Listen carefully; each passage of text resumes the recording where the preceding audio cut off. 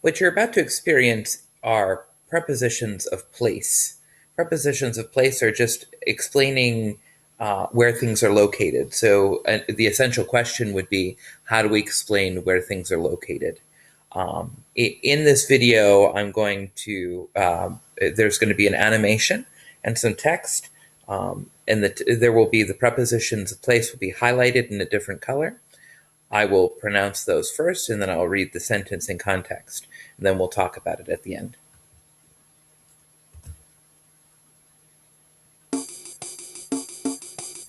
Loin de. L'homme est loin de la femme. Derrière. La femme est derrière la boîte à lettres.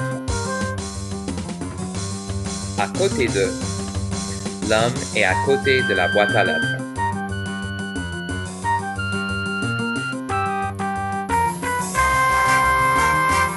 Devant. La femme est devant la pâtisserie. L'homme est maintenant près de la femme.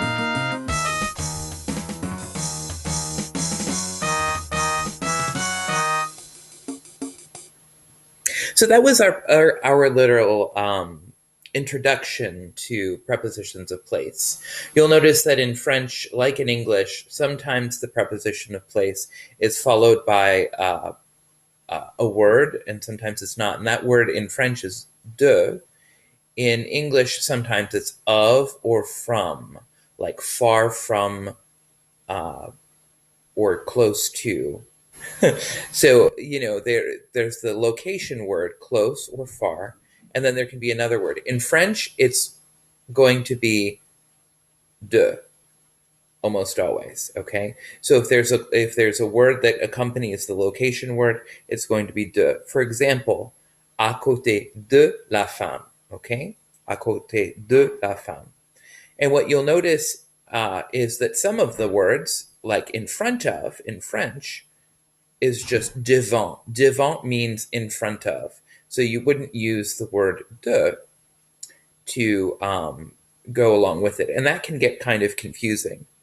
On the next slide here, this is a link to an EduCreations lesson that I created on de contractions. That is how the word de in French works. There's some permutations that it has to go through based on the gender and number of the noun that it describes.